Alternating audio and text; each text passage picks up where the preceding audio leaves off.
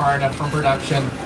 Now, we're going to pass by that production again a little bit later. I'm going to have to jump off microphone again. But first, we're going to dive into King Kong 360 3D. Remember to stay seated at all times, hold on to your belongings, feel free to take pictures and videos. Just make sure your flash is turned off and really hold on to those cameras. You do not want to drop your phone in here. And go ahead and put on your 3D glasses. Welcome back to Skull Island.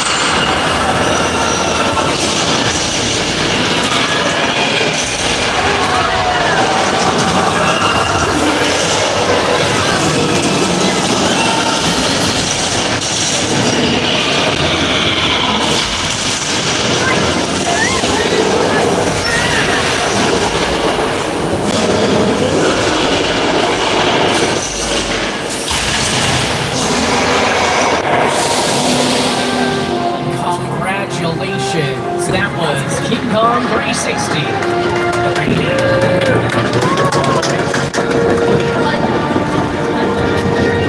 Bro, that was intense, man.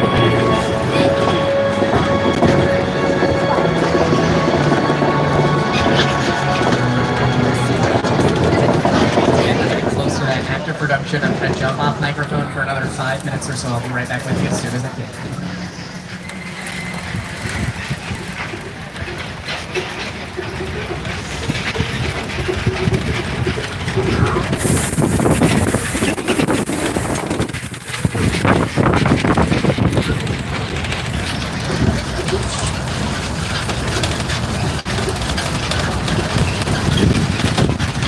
They're filming over here on this side, so that's why the guy is like not talking at the moment.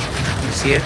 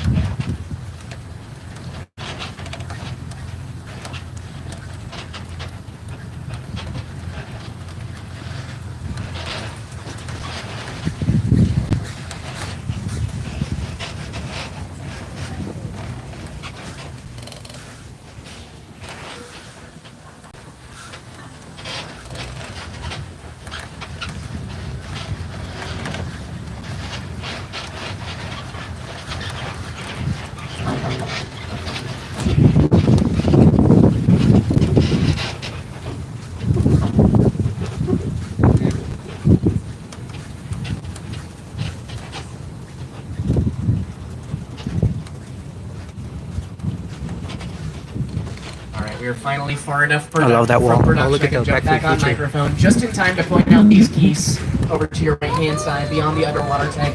These geese hatched in Park Lake, well, just outside of Park Lake over to your left there. They've lived their life here so far. I feel like a proud goose father.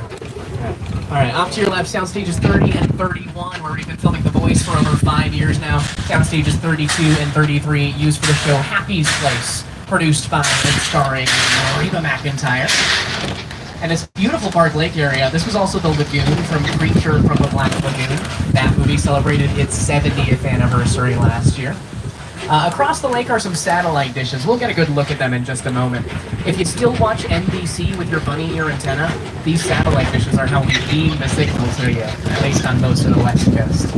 In 2028, when the Summer Olympics come to LA, these satellite dishes will be part of the system that beams the Olympics to the world. And the two big satellite dishes in the back there, you'll get a good look at them in just a moment. The two big satellite dishes in the back just got married. The wedding was all right, but the reception was perfect. They have a great connection. I only need one laugh to keep that show.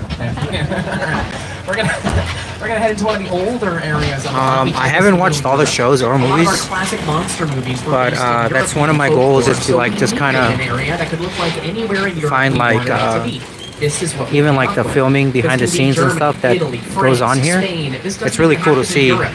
This was Egypt in the original Boris Karloff mummy movie. Bunch of old This could be school, the like, made-up countries. This was the monster country movies of that were filmed here. Genovia in Princess Diaries 2, A Royal Engagement. Are you able to hear them? That's where the parade Okay. scene happens. She teaches the princess way around it. Like, can you hear the driver? But most recently, this was the set of The Afterlife in The Good Place, starring Kristen Bell and Ted Danson. You, Eleanor Shellstrop, are dead. Cool. This location, the afterlife, come on. I've never ever seen this. You're in the good place. I'm not supposed to be here. Yeah, it's a fantastic 4-season show created by Michael Schur. He's worked on some of your favorite NBC comedies. He was a writer on The Office, executive producer of Parks and Rec, and creator of Brooklyn Nine-Nine. If you've laughed at any of those shows, check out The Good Place. Off to your right is Report of Miracles, pretty literally the birthplace of the American monster film. Folks like Bela Lugosi, who played the original Dracula, Boris Karloff, who played the original Frankenstein's monster. Some of the biggest stars of the 1930s got their start 30 feet to your right-hand side. And our monster movies hold a really special place here in our heart here at Universal. They are a major reason that we as a studio survived the Great Depression. It was one of the genres of movies that people started to come back to the theaters to see. So we really do love our monsters here at Universal. Oh, hey, good news, everybody. We've just been invited to set. We're going to head into Soundstage 50. This is a hot set ready for production. Just remember to stay seated at all times. Hold on to your belongings. Feel free to take pictures and videos. Just make sure your flash is turned off and really hold on to those cameras. No need for your 3D glasses in here. Everything we're seeing in here is in the real world. This is our semi-permanent subway station set. It's almost always a subway station in here, but we can change the location of this subway station just by changing the signage on the walls. Notice how almost every wall says San Francisco in some way or another. If we wanted to change this to a subway station in Los Angeles, we could just change all those signs to LA. It would be that simple. This is a 2-story set. We have a street set right above this one. We could follow an actor from the bottom of any of these stairs all the way up to street level without ever having to cut. There's also a working subway train that comes in on the tracks over to your left-hand side if you ever need it. But hold on tight for me. Just take a look around. So sorry, everybody. Southern California, little tremor. Stay seated. Hold on. We'll be fine. Oh, this could be the big one.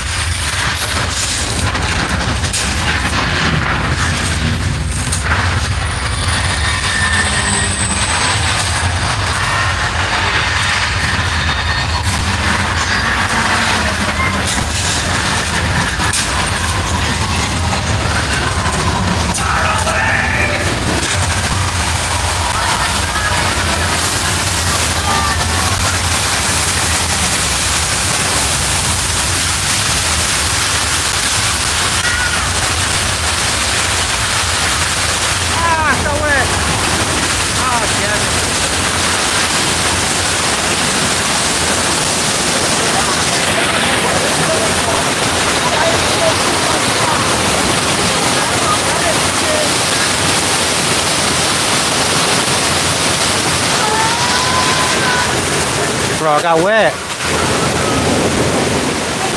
I don't even think we're supposed to get wet in this part.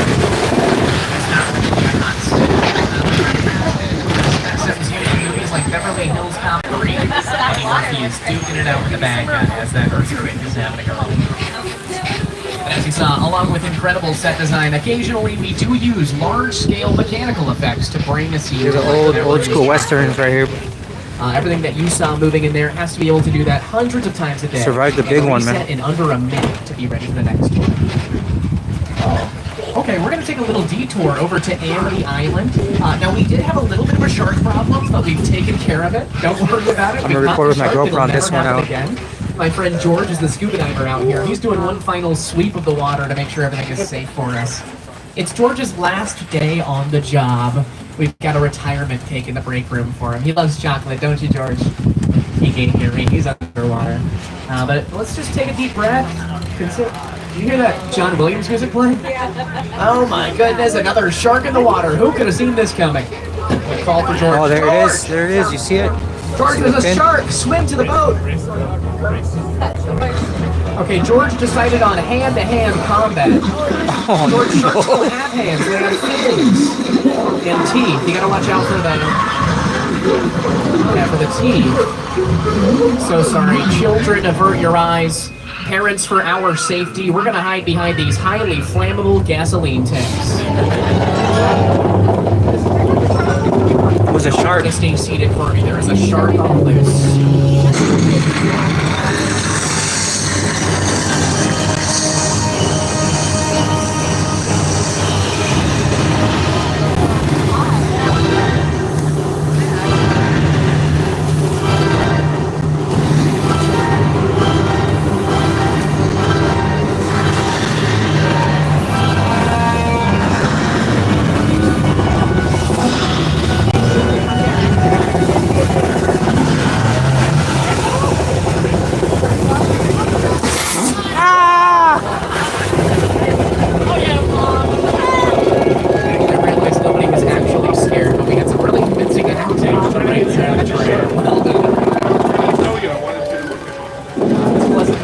Community was also Cabot Cove in Murder, She Wrote, starring David Angela Lansbury. Looks like a shark's going back.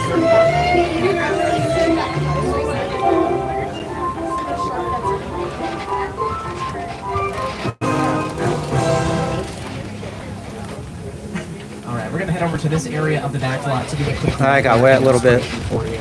Rain can add a lot of drama to a scene, but it's not very cost or time effective for us to just sit around and wait for a specific weather to start filming. So a lot of times we will make our own weather. We'll show you how we do that right now in this area of the back lot we call so we've got speakers and strobe lights creating the illusion of thunder and lightning. Pretty convincing even on a sunny Southern California. In the top of the buildings on your left and in the top of the trees, a very simple sprinkler system. Those sprinklers create the illusion of rain. Notice how big those raindrops are. It looks like it's pouring. That's because it has to be to appear on screen. If you've ever been watching a baseball game and they stop for rain, but it looks like it's barely sprinkling, it's because most of the raindrops are too small for the camera to pick up. So we make sure to have extra large raindrops to make it very There's a lot of water coming down, so I'm going to turn off that effect here. This area's been used in movies like, what? Yeah, like Big Fat Liars. Yeah, the rain's not turning off. Oh my goodness, everybody watch out!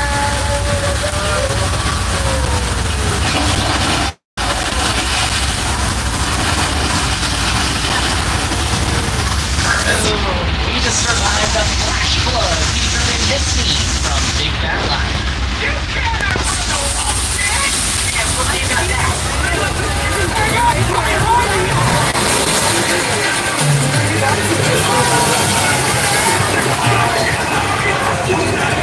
Dude, he's the best, especially in the movie Shoot 'Em Up. Deeper into this area, we call the Mexico. These sets have been used in movies like Nacho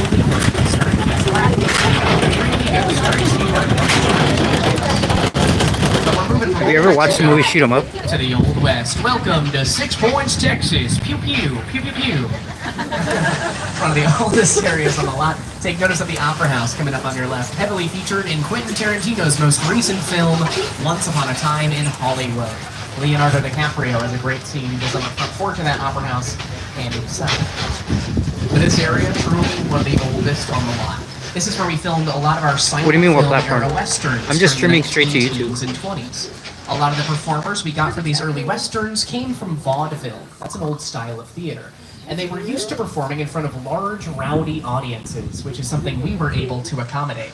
We would set up bleachers and charge people somewhere around 25 cents. That to let movie that them was on watch these screen, westerns it being might be on filmed. Peacock. And it helped the performances of these theatrically trained actors to have people cheering for the good guys, booing for the bad guys. Well, when sound started getting involved in movie making, we had to stop inviting audiences. From the 1930s to the 1960s, the only people allowed on these roads were the people that were making the movies. Then in 1964, we found a way of bringing that tradition back, of letting people onto the lot and showing them how filmmaking works. We opened up the very first attraction at any Universal theme park ever. The attraction we're sitting on right now, that's the Studio Tour. It all started with us 60 years ago. as an Soundstage homage to 31, what we used to do 32, right there in 646. 33.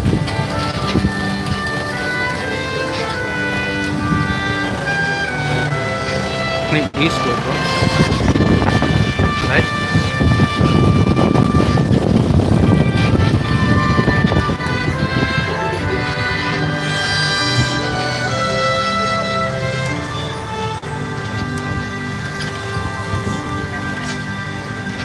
All right, we're gonna pass by Jaws Lake one more time.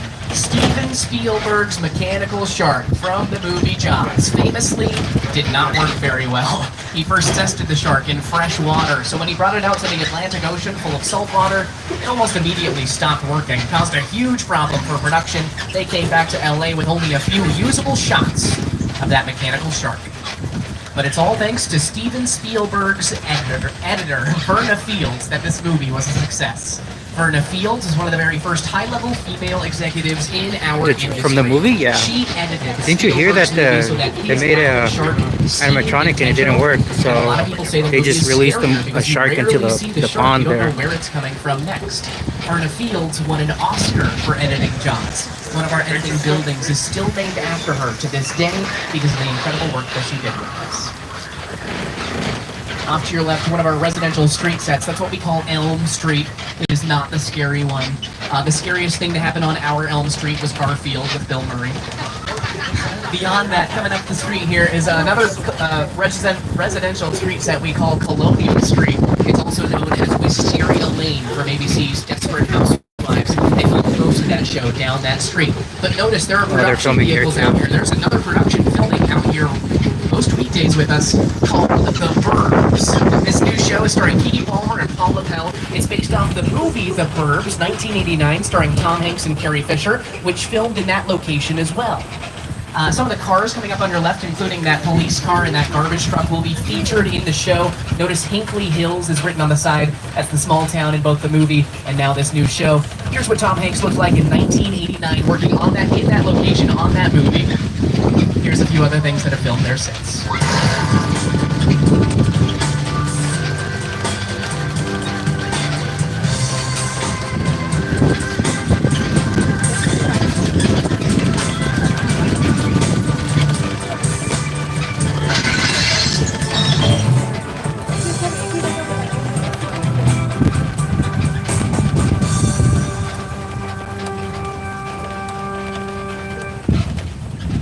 We're entering the mystery section of the tour. They're always changing this section of the lot, so I haven't seen it yet today. I don't know what's going on yet. Okay, cool. We got one of our original glamour trams from the 1960s when the Studio Tour first started. This is one of the trams that was taking folks around. Behind it, we have a gyrosphere from Jurassic World, a Jeep from the original Jurassic Park, some of the cars from the Flintstones movie, some of the cars from the Fast and Furious franchise. That silver and blue car is the one that the late Paul Walker drove. Beyond that, we got Bumblebee and a Decepticon hiding incognito. Yeah, more like, ooh, Carnito, am I right? That's a new one. Ah, I got my one laugh. Thank you. I got you, cartoon. You got me. Thank you. All right, we're turning the corner onto the most historic set on the left. One of the original sets from Alfred Hitchcock's 1960s thriller, Psycho. We have the Bates Motel, where the monster in this movie would take their victims, and right up the hill, his mother's house. As we head up this hill, take a moment to appreciate the first ever official replica of the Hollywood sign. As you can see, we have redecorated it for Jaws' 50th anniversary. I hope they are watching. They'll see, and they'll know. Oh my goodness, folks, we have a special guest star for the studio tour today. It is my pleasure to introduce Mr. Norman Bates. Hey, Norman. He runs the motel here. Oh, that's a knife. All right, we're going to head out. Oh, almost got us. Just beyond Mother's on the lot. One of the original sets from War of the Worlds, directed by Steven Spielberg. Yes, that is a real 747 airplane that was destroyed specifically for this film. About $250,000 to build this set. It was on screen for the final film for about 4 minutes. All designed around a vision. Things like getting to sit down and talk about the War of the Worlds. I thought, what if the 747 goes down right in a big neighborhood? Notice the scene is eerie, but it's not scary or gross. There's no monster in this monster movie. Well, it's still fairly early in the movie, about 30 minutes in. Rather than taking this moment to scare his audience, Spielberg takes this moment to create an air of mystery. What's so strong in the sky can rip the roof off an airplane, pull out all the people, and throw it to the ground like it's nothing? And that's a common practice for thrillers. A lot of times we don't want to show you the scariest part of our movie or a good look at the monster that you're running from until we absolutely have to. It's one of the things that makes Jaws so scary. Now this is a technique we still use to this day with thrillers we just released a couple of years ago, including Nope, directed by Academy Award winner Jordan Peele. We're going to drive through some of the original sets from Nope right now. Here's Academy Award winner Jordan Peele to tell you more. Movie magic only happens when a team there's often an unbelievable notion and bring it to life. This is Jupiter's Claim, a nostalgic, small-time Southern California amusement park owned by former child star Ricky G. Parker.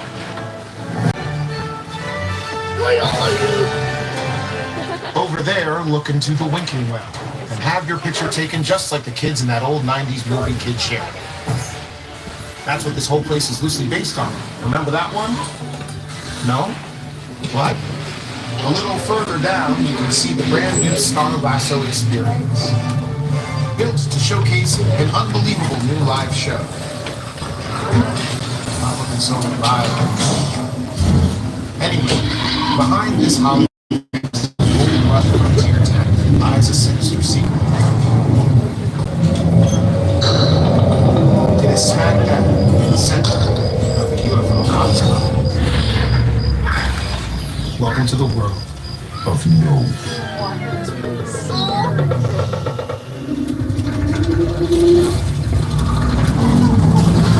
Just like a classic thriller, like the shark in Jaws or Mother in Psycho, we're not going to show you the monster in this movie until we absolutely have to.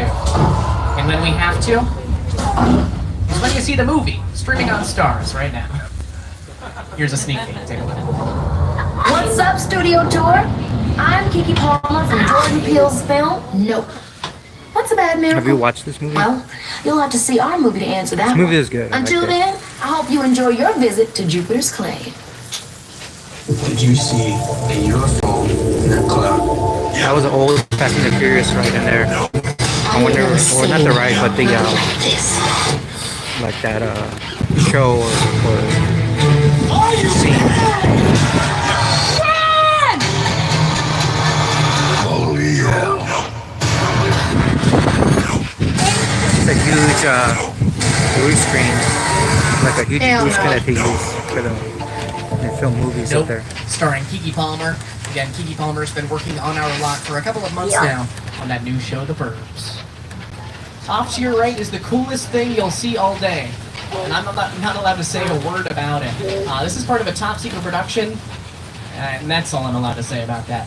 They're setting up in our Falls Lake area. There's a big pit in front of that big blue wall. We can fill that pit with water and film scenes out there that look like they're in the middle of the ocean, using that wall to replace the background with whatever we would like. Before we built that backdrop, we had a naturally occurring lake in that area where we filmed this scene from the movie Psycho.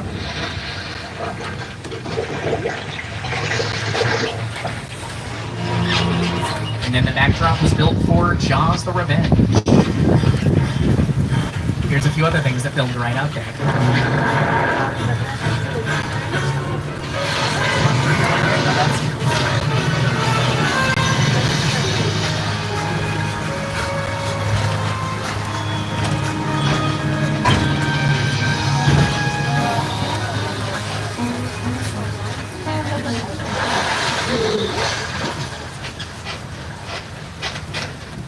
Alright, take one more good look at that beautiful view of the San Fernando Valley off to your right-hand side there.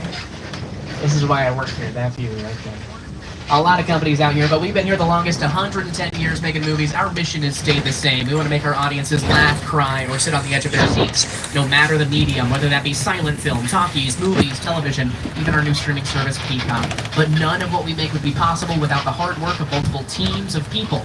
Many of those teams are represented by unions. That includes our writers, our actors, our tour guides, and our drivers. Can we get a big round of applause for our driver, Ricky?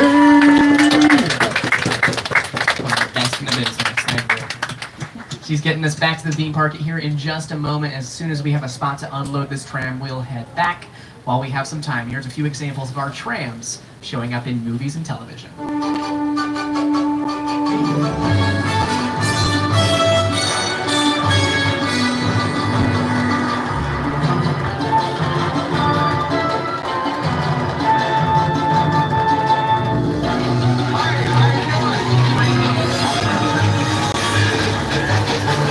Everybody, watch your step under The Wizard, bro. Remember that movie? Glasses in the bins. If you want to say hi, take a picture, ask a question, meet me over by the studio directory. My name is Ron. Did you ever watch The Wizard, bro? NBC Universal. We hope you have a great rest of your day here at Universal Studios Hollywood.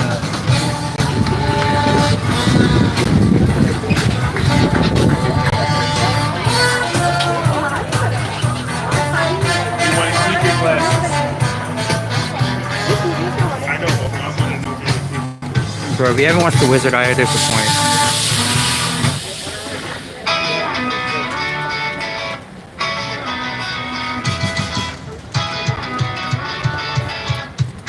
I made a couple of videos that I'm gonna post on my YouTube later for the Jurassic Park ride in the summer thing going on here. So, dude, I got soaked as soon as I came in the morning.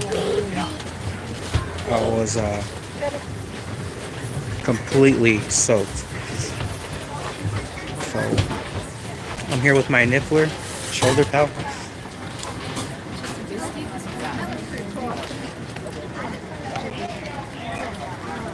So I'll post some of that stuff later, but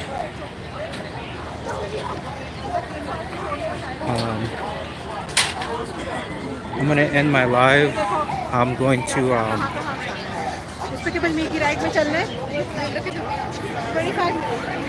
gonna see if I can grab a couple things, and then I'll head home. So I'll be online. I would say it's gonna be 11. I would say maybe by 12:30 I'll be online. So look at my custom made niffler with the Ravenclaw tie. It's not aligned.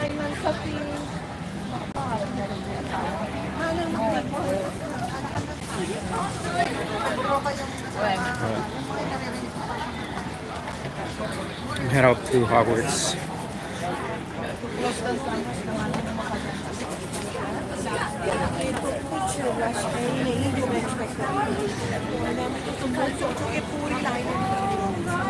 Alright, man. I think that's a wrap for today's thing.